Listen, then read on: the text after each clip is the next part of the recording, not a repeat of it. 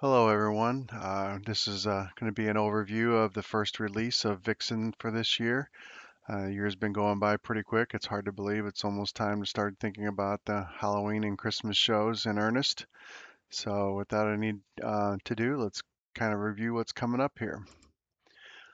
This was one of the largest changes of improvements that we've done in a long time. There was over 113 issues that we resolved in one shape or form, from features, improvements, bugs. There's a little bit for everything, including things that have been out there for quite a while. I spent a lot of effort this year trying to catch up from things that got sidelined in the years past. There's a lot of key things here. This list kind of goes over some of the major overview parts here. We can dive into those a little bit by one. The biggest thing this year probably is the inclusion of the state effect. Many of the vendors now have been creating props out there that have a waving arm, or running characters with running legs or things like that are animated. We've needed an effect at time to automate some of that, instead of having to try to do that individually with a simple chase or multiple rows on groups and things. So we've brought into the full state effect now, and this is a pretty sweeping change as far as many places were touched to incorporate this.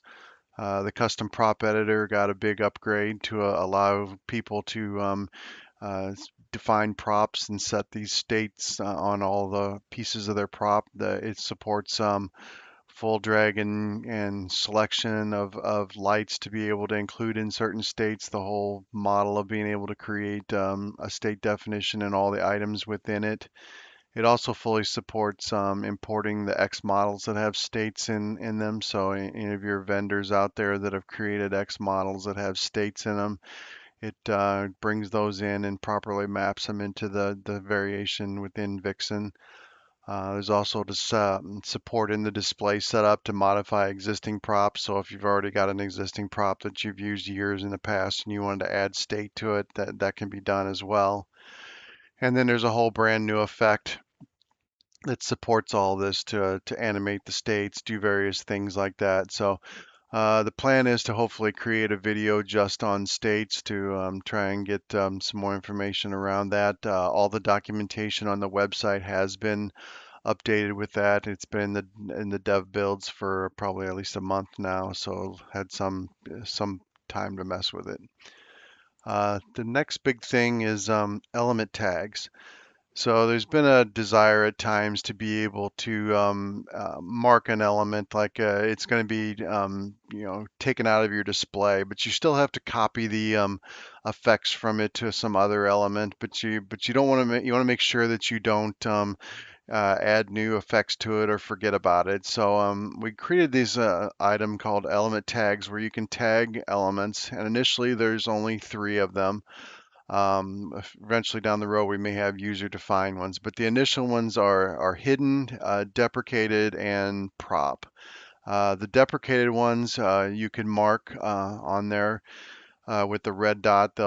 There's a right click in there that you can mark them as deprecated, and when they show up in the sequencer, it will not let you add new effects to it. So it effectively blocks you from sequencing on them by accident, and also gives you the visual notifier there with the red dot saying, hey, this is something I need to do with.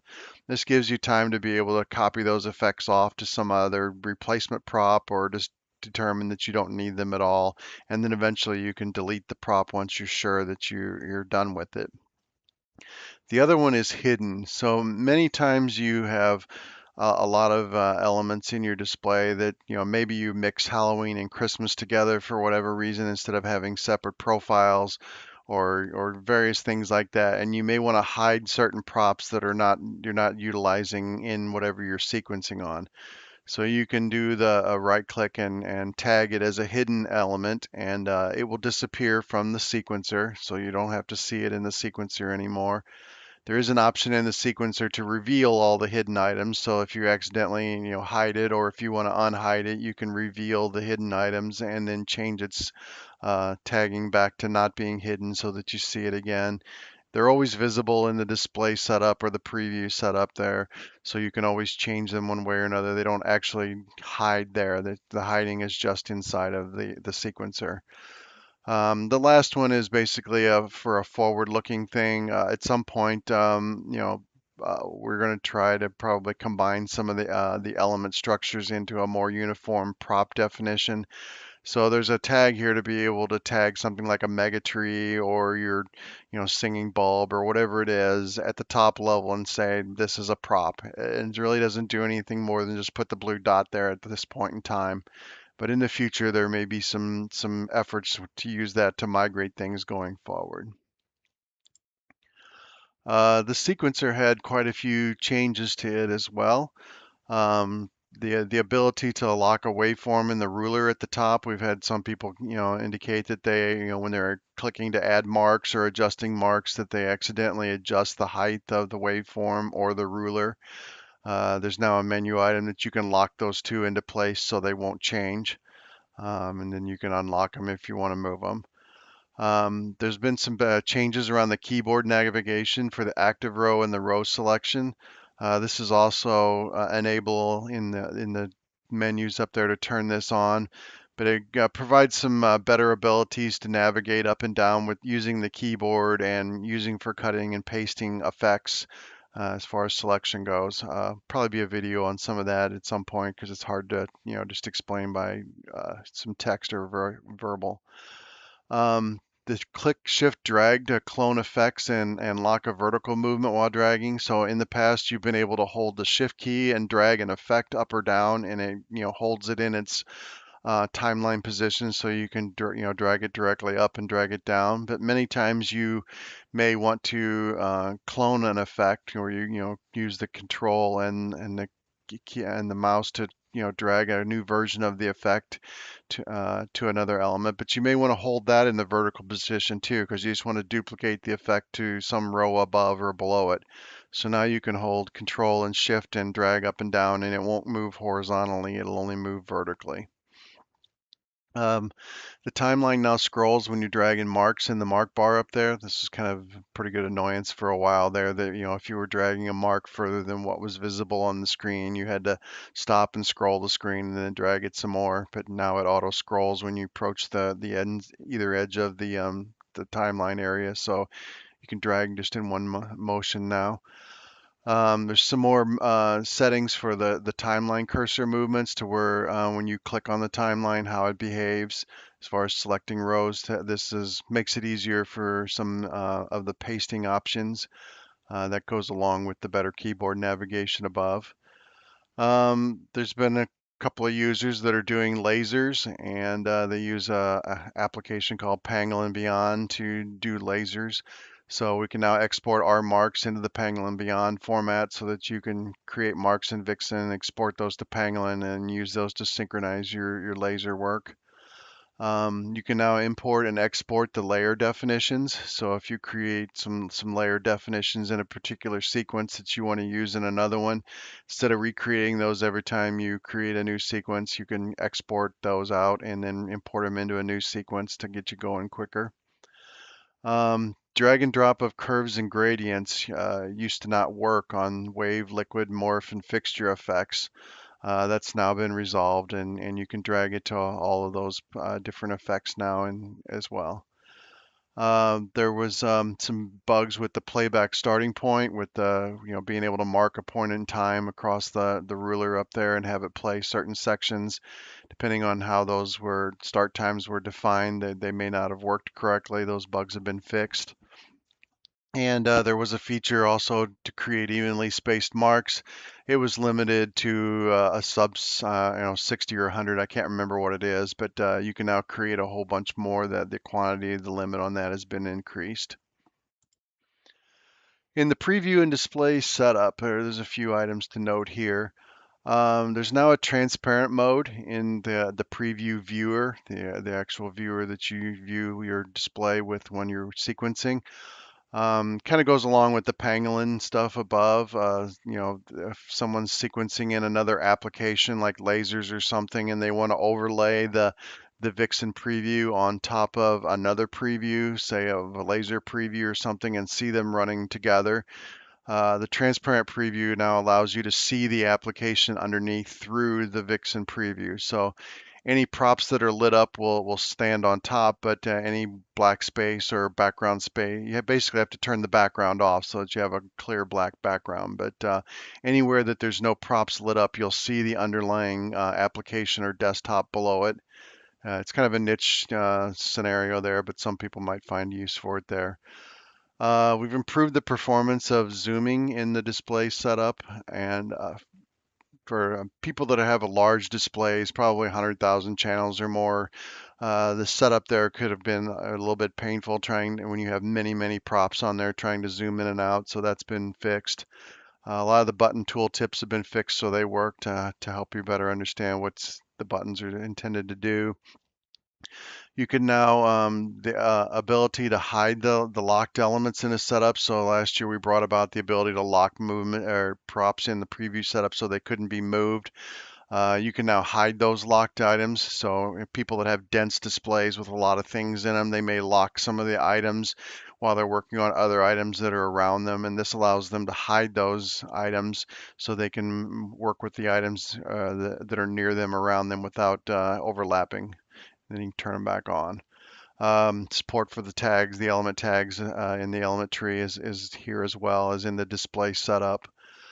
In the display setup and in the preview as well, the selection with arrow keys was fixed in the element controller key, so the ability to shift or select things and then shift and arrow up and down to do selections is for those that use a lot of keyboard navigation. That's fixed now and behaves like normal applications do.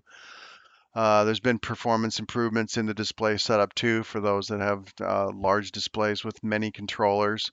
If you had, dozen controllers with thousands of channels, why it could be very slow to close or open the display setup. That's been resolved now, much better performance.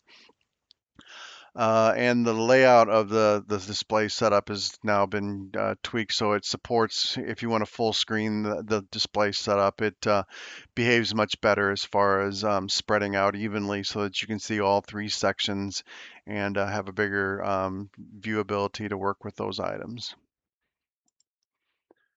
The custom prop editor has had many enhancements as well.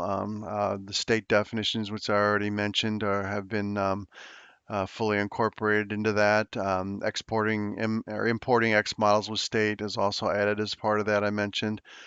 The state items with drag and click on the select on the canvas to be able to select the lights or the parts of it that you want to add into your state definitions. That's all graphical and selectable.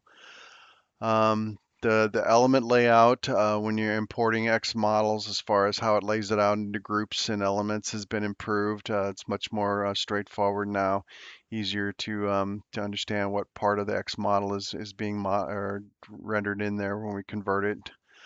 You can now scale the background in the custom prop editor. So before you had to just bring in a fixed size of a background and work with it from there. If you needed it to be a different size, you'd have to create or edit a new version of it and bring it in.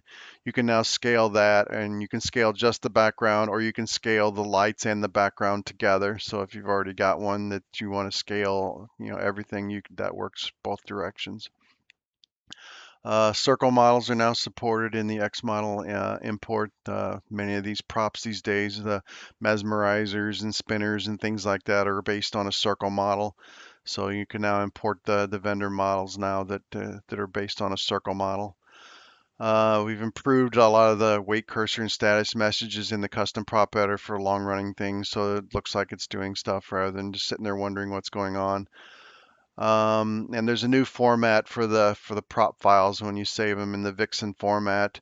The legacy tooling that we were using for that had some changes to it that didn't support the way we used it anymore. So we created a new version of that. The new files are much smaller than the old ones.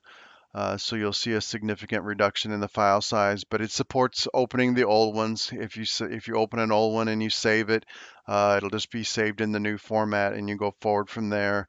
You can still import the old prop files into the preview. Those all still work. There's a way to bring those in, but if you want to convert them, just open them and save them in the prop editor, and it'll convert them. Effects. There's been quite a few changes in here as well. Obviously, the new state effect, which we talked about earlier. The text effect now has the ability to do gradient across words. There's many flavors of these gradients across things in there, so across words is a new item there. The pinwheel center hub on large props had behaved weird where you couldn't make it very small. You would always grow and scale on bigger props, so that's been fixed. The wipe effect now supports target nodes similar to chase and spin. So before, if you had, say a line of, four arches or four mini trees or something like that, that you wanted to put an individual wipe on all four of those, in the past, you would have to add four wipes, one to each one. But now you can add one wipe to the group that contains those four items and have it wipe individually across each of the four items, just as if you had laid four individual effects. So it allows you to move that sequencing up one layer and have less effects overall. There was a bug with the text effect and blank lines. If you put in blank lines to try and modify spacing or whatever, it wouldn't honor them. And a lot of times, if you put a space in the blank line, it looked like it would work, but after you saved it and brought it back, then that space would go away and it wouldn't work anymore. That's been fixed. Blank lines now work and they have a real impact. So if you have any effects out there that you had an errant blank line in them, you might see some odd behavior with the text effect because it's now honoring that blank line that you had there accidentally. So if you see that, give that a look. Um, Pinwheel speed curve. Now it was just a slider before. Now it's a curve where you can control the direction over time. The spiral effect now supports locations. It's one more effect now that handles locations. The tooltips and help docs links on all the effects were reviewed and cleaned up. There was many of those that the tooltips weren't that great or the help docs were missing, so those all have been fixed now. Every effect should have something useful there. A user-defined effect settings default has been created now. So uh, for example, if the pulse effect, starts out with a ramp on, but if you wanted it to be a ramp down because that's what you use the most, well, you can reconfigure the pulse on one effect and then save that as a default, and then any new pulses that you add to your sequence will be based on your default. And you can do that you can have one setting for each of the effects so that you can redefine what the initial effect looks like. So most of the time, there's probably be a limited number of effects that you use that often enough in a specific configuration that you want to change, but that may be very useful for some people. It's saved at the profile level. If you want to, you can export that out and then import it into other profiles so that once you set your defaults, you can move it from profile to profile if you have multiple profiles.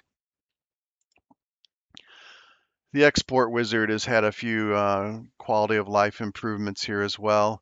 Originally, you were not able to delete an old profile or edit the name of an old profile.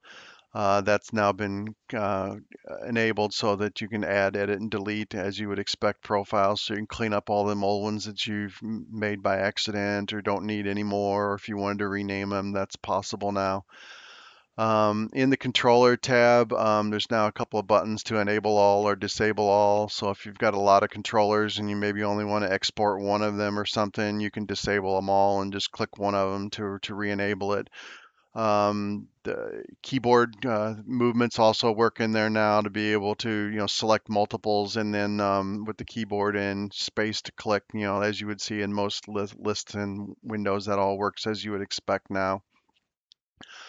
The ability to export FPP in the past has, been there. You can either export raw files that you upload to FPP or If you had your FPP device exposed via Samba as a file share, then you could export, directly to a file share on the FPP. But now there's another option called direct export, which uses the REST API in FPP to upload directly to the FPP device. So that eliminates one step. You don't necessarily have to copy it or go through the hassle of setting up Samba anymore. Samba's not enabled by default in FPP for quite a while now, and it was, quite a hassle to get it to go again. So this just shortcuts all that and allows you to do a direct upload into it. On the summary screen, then, the device you've actually mapped it to shows up there with the information, so you can be sure if you have multiple ones that you have the right one. So just some quality of life things there for the most part. The biggest thing that, aside from those features, has been bug fixes. We've spent a lot of time trying to clean up, frankly, old bugs that have been out there for a while, new ones that have been discovered. There's been over 50 different bugs that have been fixed since the last release. Many of these are around, stability and system fixes, things that, would crash the application completely and you'd have to start over or potentially lose your work. Many of those things have been fixed and straightened out. Some of the sequencer and timeline reliability stuff. There's some drag and drop issues, abilities, problems if you undocked the effect editor with curves and things like that being able to work correctly. A lot of those have been fixed. Better navigation, as well as fixing some of the keyboard shortcuts and things that didn't work correctly. There's a lot of failures in like the text effect. There was some bugs in there that caused it to not render. We fixed a lot of those. There's some other effects that had rendering errors in certain configurations that we found.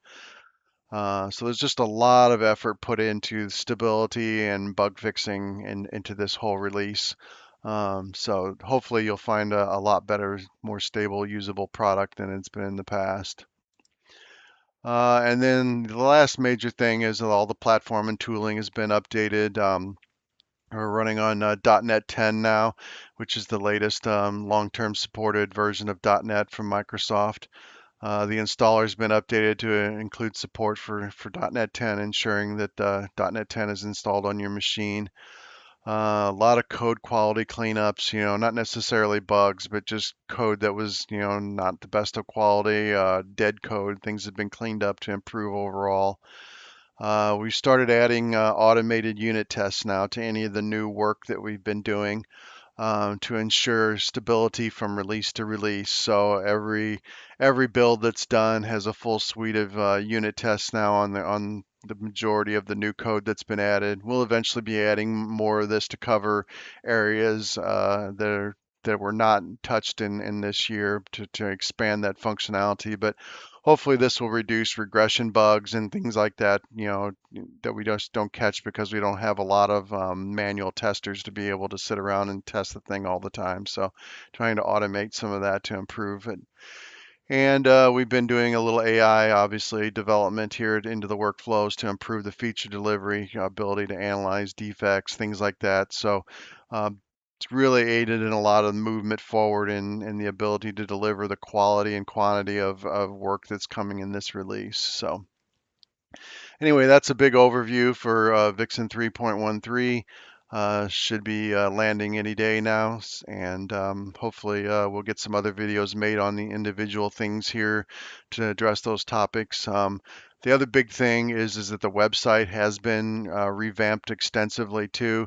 The form of it has not really changed, but a lot of the documentation has been updated, reviewed, made sure that it's correct. Any of the new features and things that have been fixed in the application over the past year have been updated as well. So like the state documentation and stuff like that is all brand new and in there to help you out. So if you haven't looked at it in a while or felt that that things were missing from there, give it a new look. You might find that more of the stuff you wanted to find out about is actually covered now. So that's it, and good luck on your season and your shows this year, and we'll hopefully talk soon.